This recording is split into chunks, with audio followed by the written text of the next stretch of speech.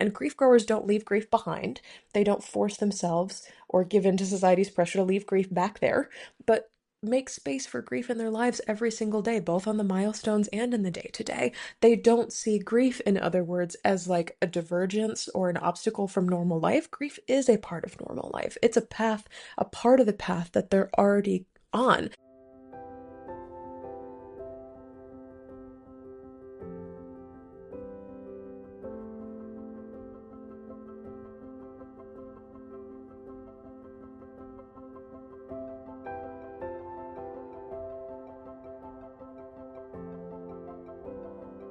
Hi there, grief growers, and welcome back to this inaugural episode of Grief Grower, this podcast that has been on my heart for quite some time. As always, I am so honored to be here sharing space with you. If you've been growing alongside me in my work for a while, welcome back. If you are new to me and my work, hello, and welcome again to the first episode of Dear Grief Guide. My name is Shelby Forsythia. I'm a grief coach, author, and founder of Life After Loss Academy, who has helped thousands of grieving people stop feeling stuck in grief and build lives that they genuinely love from the lives loss forced them to live. On this show, we believe that grief is not something to get over, it is something to grow with and alongside, and that by treating grief less like a problem to be solved and more like an invitation to live more deeply, we can build rich, meaningful lives that not only honor the losses that we've been through, but also help us get a bigger picture and a bigger appreciation of what it means to live and to be alive right here and right now. Today on the show, we're going to be talking about what the heck does it mean to be a grief grower. This is the name of the podcast. This is what I call members of my community, but there's not any sort of dictionary definition for what it means to be a grief grower. This is a term that I invented many, many years ago, many moons ago, when I started doing grief work back in 2016, just sort of out of default intuitive habit. I started calling my community of people that I was talking to and with and growing alongside grief growers. And the very first Facebook group that I created that was a community of grievers was called the Grief Growers Garden. And apparently alliteration is my thing. And we came together to talk about what it was to be grieving people, but also what it was to choose to see grief as something to grow through instead of something to get over. So let's dive into what it means to be a person who is growing through grief, what it means to be a grief grower. And here's the deal. For the most part, society treats grief like an inconvenience. For most of our lives, we are met with, after a loss, this pressure to move on or find closure or let it go. And people around us say things like, oh, they wouldn't want you to be sad, or you have to be strong and keep going. And even workplaces, while they grant you 3 meager days to cope with your loss, there's this sort of like pretending that we're all doing, that grief is this time-limited thing, and that it can end or go away at some point. And then people, friends, family, coworkers, neighbors, sometimes even people who've never met us before, are frustrated or surprised or even start drifting away when we continue to grieve past their expectations of how long we're allowed to grieve. And as grievers, this is like mind-boggling of like, how are you not understanding that this is a thing that keeps going? And to the people around us, I imagine that we're mind-boggling of like, how are you still here? How are you still hung up on this? How is this still such a problem for you? How is this such a thing that is impacting your life? But we as grieving people know, yeah, this is one of the hardest and worst things to ever happen to me. Of course, it has an impact.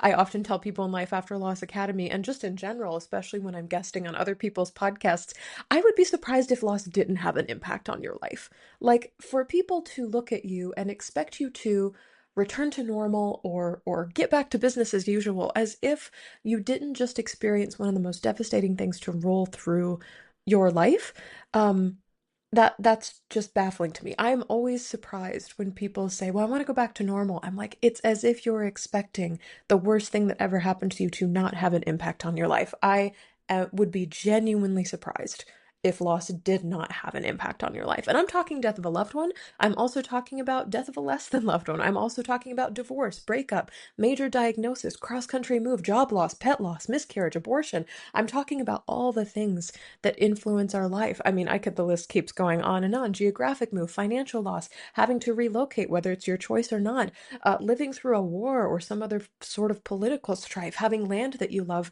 be taken over, whether, again, by your choice or not by your choice. There are so many things that we grieve, and I would be surprised if they did not have an impact on you.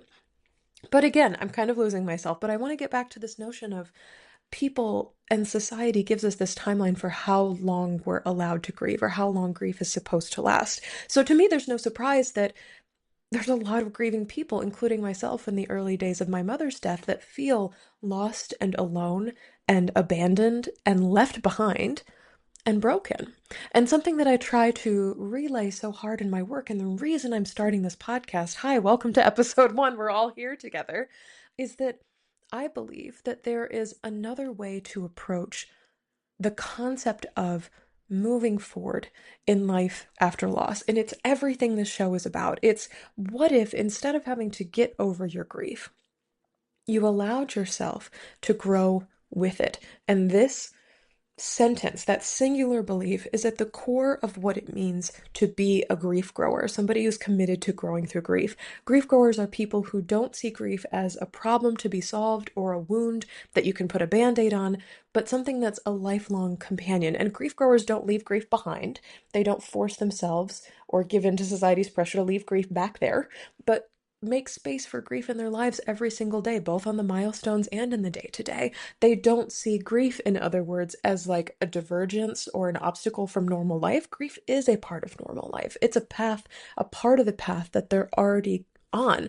And more than that, grief is not something that's wrong with them. It's not a bug in their programming or something that needs to be taken out, examined, dealt with, medicated, treated, solved, fixed, any insert word of your choice here. It is something that is a part of them and belongs to them, and part of growing with grief involves weaving grief in and honoring grief's presence in every moment of their lives. So if you've ever felt this pressure to hurry up and forget your grief, but your heart is like, that doesn't make sense. It doesn't make sense to let go of this or leave this back there or put this somewhere else other than right here, right now, then you might be a grief grower. So today on the show, I want to run through 3 traits of what it means to be a grief grower. Okay, number 1, a grief grower believes that growth is happening even when progress feels slow or inconsistent or non-existent in the aftermath of loss. Because society does this thing where it treats grief as like a period of stuckness, or again, like a retreat or a detour from normal life. And then this pressure to like, well, pull your car back on the road, gotta keep going. This pressure is really big, especially in a world like ours that's so rooted in capitalism that prioritizes this constant, like visible up and to the right progress growth at all times. But grief growers know that grief is not being stuck or having taken a detour or this stagnancy. You're not parked in your car on the side of the road. And grief is certainly not doing nothing. Grief is doing a whole heck of a lot. And a grief grower is somebody who is willing to believe, even in small bits, even hesitantly at first, that something is still happening. Growth is still happening, even in the darkness and the hardness of grief. This growth might be invisible. It might be slow. It might feel like it's impossible for growth to be happening on some days. And yet, with so many grieving people that I've met, deep down, there's this like trust, almost like a weird, warped, divine faith that even if they don't understand how or where or why, grief is taking them somewhere. There is something happening with grief, and there's this sort of belief, even in the presence of suffering and despair, that one day I'm going to be able to look back on this and recognize that things were shifting and I was adapting, even if I can't see it right now, even though that I would have identified as the worst season of my grief. Grief growers inherently believe this. And I see this through so many other spaces I work in as well. In my online course in Community Life After Loss Academy, we often talk about tracking progress in grief, not as society's up and to the right, constant improvement, but as how our shifting needs and focuses and priorities change over time, because that is a kind of growth too, to kind of be dabbling in one thing for a little bit and then be exploring one thing in another season. So perhaps in one season of your grief, you're trying to figure out how to sleep through the night. That's the biggest, most number one priority you've got on your plate right now. Whereas in another season of your life, you might be doing the really hard and gritty work of renegotiating your relationships with people in work, at home, at school, in your love life. You might be trying to figure out where grief belongs in relationship to other people. That is another sort of project. And so you can be growing not necessarily in one thing in one way, but in multiple things in multiple ways all the time. And the growth might be slow. The growth might be weird. The growth might be non-linear, but grief growers know the growth is happening. Okay, number 2. Grief growers see grief as a long-term relationship instead of as a short-term problem. So many times people are taught that grief has an expiration date, whether it's a year after a death or 6 months for a pet loss or 1 month for something medical or diagnosis that happens to you. But grief growers reject this idea because I gotta tell you, and so many grieving people will tell you, that there's no such thing as like popping out of bed one morning and declaring, all right, I'm done with grief. Done grieving now. I am finished thinking about grief, being a person who is grieving. I am done with that task. There's no such thing as checking grief off your list. Grief growers understand that grief is here for the long haul, not as an enemy or dictator like this force that's over your shoulder all the time and trying to tell you how your life should go, but more kind of to the side of you as a lifelong companion. I've often described grief as a roommate of sorts that has this like noticeable influence on how you live. You may have not wanted this roommate to move in, but this roommate is here for the rest of your life regardless. But treating grief like a long-term relationship, it doesn't mean you're signing up to be sad forever. It's just acknowledging the presence of that grief roommate and that your relationship will ebb and flow over time. And just like having a human roommate, there will be joyful milestones and there'll be hard milestones. There's getting through the day to day and then getting through when one of you is gone or one of you is traveling or one of you has a big thing that's due. It's very much letting grief be a living entity that's in your life. And students that I work with in Life After Loss Academy have told me once they shifted their energy from fighting grief, being against grief, and using their energy to push it away, to collaborating with grief, bringing it alongside, they suddenly had so much more energy to work with. There is a great fatigue and exhaustion. There's a big amount of energy that it takes to push grief down and away versus to allow grief to be something that is in collaboration with you or cooperation with you or united in moving forward with you. It takes a heck of a lot more energy to resist grief, to push it down and away, than it does to sit beside it, to ask it questions, to create intentional practices in your life where grief is allowed and welcome to show up. A practice I've seen in grief growers and something that we enjoy doing together is making room for grief instead of trying to banish it or put that away or leave that back there or put that up on the shelf and then I go live my normal life. Instead of forcing grief to be somewhere other than they are, they let themselves be in the same room as grief. They let grief be in the same room as them. They coexist with it, they honor it, they weave it into the life that they're already living. They know that grief is going to appear in their present. It's already here and it's going to keep being here. So why not dedicate space and energy to being alongside it? Grief growers understand that grief is a long-term relationship and not a short-term problem. Grief's in it for the long haul. Okay, number 3. A grief grower understands that the work of grief is never finished, and that's okay. In fact, that's how it's supposed to be. Again, kind of like number 2, we know, grief growers know, that grief isn't something to fix. It's not a disease that can be cured with a pill or a math problem that has this like final certain solution. There's a right answer and everything else is a wrong answer. Grief is this lifelong process that changes and grows with us. Many people believe that over time, grief gets smaller, like it shrinks in the amount of pain or sorrow or sadness or influence it has over time. Grief's not all bad all the time. But a lot of people describe grief as like the waves come and then the waves lessen, or they happen less frequently. And that's not a framework that I necessarily agree with. Grief growers know, and I know from my own experience, having lost my mom, my best friend, a broken engagement, saying goodbye to my cat last year. Grief growers know that grief stays the same size throughout their life. It's not a thing that shrinks. It's that we are people, our lives expand around it. We grow to encompass that grief and then some. We are getting bigger all the time. We are growing all the time. And this idea is not mine. It's not original to me. It's perfectly visualized in Lois Tonkin's model of growing around grief. She created this in 1996. And she originally developed this like visual, this illustration, after talking to a grieving mother who described her own grief experience like this. She said, "At first, grief was everything. It filled all the space in my life. But over time, my grief started to grow around it. My world got bigger, even though the grief was still there."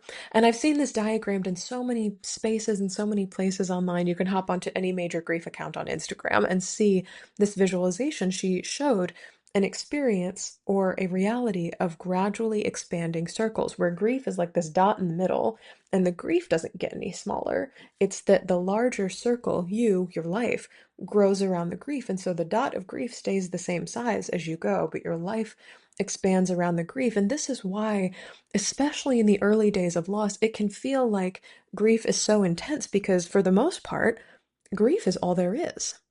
Your life is consumed by, rightly so, through no fault or problem or default or defect of your own. Grief is the thing you're focusing on. And then gradually, as living with grief becomes not necessarily more comfortable, but maybe more predictable or maybe more familiar, which is something we also talk about in Life After Loss Academy. You may never be able to predict grief, but it can become more familiar to you. You start to kind of do what society would say is get back to normal life, but be able to ride the waves of grief a little bit better, to be in cohabitation with it, to do things like go to work, go to school, cook for yourself, clean yourself, interact with friends, family, and loved ones. And your life is growing around the grief. You are having new experiences, you're traveling to new places, and life grows around grief. You have new experiences, you build new relationships potentially, and you might even experience the return of things like happiness, hope, and joy. Grief itself, again, does not get smaller. It stays the same exact size, but because you are continuing to live life around it, it's like this giant boulder in the center of a garden. It continues to exist, but the size of the garden and the plants that grow there and the seasons that are happening, those all change. And this is what it means to grow around and through and with grief. And so much of the, going back to my boulder metaphor, the cornerstone of what we're up to here on Grief Grower. And I am just so excited to have you here as a listener on the podcast. I will say some days in your grief will feel just as intense as they did in the beginning, because that grief is still taking up a honking amount of room in your life. That big boulder does not go away. And there are so many authors, writers, podcasters, researchers that say, yep, grief doesn't go away. Grief, again, rule number 2, grief is with us for the long haul. It's a long-term relationship. But other days, especially as your life grows around grief, as that circle of your life and you get bigger, as you expand to grow around and encompass that grief, it can feel softer. You might have a day where you're spending most of your time on the outskirts of that garden, tending to other plants, interacting with other elements of your life and who you are in the world. Your interactions with grief are not only softened by time and distance, being literally away from that rock and having practice being away from that rock in the middle of your life, but also the time you've spent tending to your grief and taking care of it, planting things around it, learning the role it plays as a major a cornerstone and character, for lack of better phrasing, in the cast of your life, in the world of your own grief garden. There will be days when that rock is the biggest and most obnoxious thing that you can see. There will be sorrow, there will be heartache, but there are also days that bring sunshine and laughter and joy and not to get too cheesy, but I'm thinking like rainbows and unicorns. There will be days when, yes, the grief is present because it's always a part of the garden, but it's not the center of your focus. And that is a huge, huge life changer when it comes to how you see and interact with grief, because society would tell you, all right, how do we excavate the boulder? And that's not possible. That's not a real way to coexist with grief. Oftentimes, what happens when society demands that of us is that we try and lift this heavy thing and relocate it somewhere else. And even if we succeed, we know it's there. And its presence, for lack of better phrasing, almost haunts us. We are reminded of it. It keeps popping up. It keeps getting in the way in ways that we often wish it didn't. And so by allowing it to exist in the garden of our lives day to day, where we are already living, where we are already existing, it is such a big difference, again, in energy of from fighting, resisting, pushing away, ignoring grief, to allowing grief to be a part of the life that we are already in the process of building. I'm not saying you have to be okay with your loss. I'm not saying you have to enjoy the fact that grief is there. I'm not even saying you have to appreciate or be grateful for it. Do not mistake me here. What I am saying is that grief growers recognize that it's normal to have the presence of grief and to coexist with the presence of grief and grow around it for the rest of their lives. And not only that it's normal and okay, but that's exactly how it's supposed to be. This is exactly how grief is supposed to work. You do not have to force grief away or move on and leave loss in the past or leave it back there or cordon it off from every other element of your life. Instead, you can notice all the ways that you are expanding and growing around it, allowing grief to be this significant part of the greater, fuller, and richer story of your life. I want to close out by asking you, are you a grief grower? Is this an identity that you would assign to yourself? And I would suspect the answer is yes, if, one, you believe, even if you can't see it right now, that you are making progress in the depths or the darkness of loss, that there is something happening here, even if you can't explain why, even if that just feels like faith, believing without seeing. If you believe that you're making progress, even in the depths of loss, you might be a grief grower. Two, if you understand that grief is with you for the long haul, that this thing is not going to go away, and it probably isn't supposed to, then you might be a grief grower. And then finally, if you know that it is possible to build a beautiful life around loss, even if you can't see how right now or why that would be possible for you, then you're probably already a grief grower. And I need you to know, as more episodes of this podcast come out, as we grow this garden of grief together, I am not going to tell you gotta let things go. This is not the space for that, regardless of what society or the media or your friends and family tell you. You do not have to meet any single person or any large force's expectations for how you grieve. You get the autonomy and the power to carry grief with you in a way that makes sense for your loss, and a way that makes space for your loss, as well as everything else that makes up the grand, ever-evolving garden of your own life. You get to decide what goes there. You get to decide what stays there and for how long, and how you want to honor the things that cannot be moved or uprooted. And as we close this out here, I want to say, if this episode resonated with you, please subscribe. This is the place where we're going to be doing all of that. I am so, so honored to have you here for this first episode of Grief Grower and for all of our episodes to come. With that, I will say, if there is anybody you want to see me in conversation with, if you know there is somebody in your circle, a grief expert, an author, a researcher, a spiritual teacher, a poet, a body worker, if there is someone in your circle that you look up to who believes these things, who you suspect is a grief grower, please reach out to me, Shelby@shelbyforsythia.com, and recommend them as a guest for the show. I'm always looking for new guests and people to speak to about what it means to grow through and with grief, not just in the early months, but in the years and decades following a loss, and not just for death, but for divorce, breakup, diagnosis, pet loss, miscarriage, pregnancy loss, job loss, financial loss, every other loss that we experience in our lives, and just the grief of being alive in this, the year of our Lord 2025. there's a lot to there's a lot to talk about. There's so many ways that we grieve, and there's so many ways that we can honor our grief and grow with it, instead of trying to, as society continues to tell us or demand of us, to push it down, to stuff it away, to get over it, to let go, to find closure, and to move on already. It is simply not a sustainable way to live. And I am just so grateful to share space and time with you each week. This is the place where we're going to grow through grief together.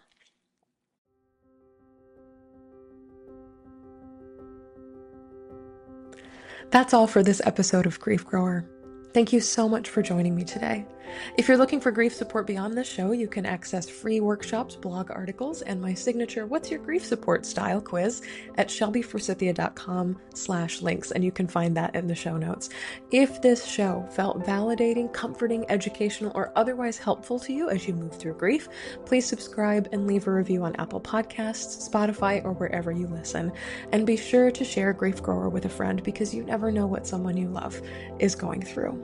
A huge thank you to the Grief Growers community for supporting the show on Patreon. If you'd like to join them and help me keep this show free from ads for mattresses and meal delivery kits and everything else you can advertise for, because grief is hard enough without commercials, please head to patreon.com/shelbyforsythia. As a Patreon supporter, you get to help me choose new topics and guests for the show, and you're the first to get behind-the-scenes access to all of my upcoming projects.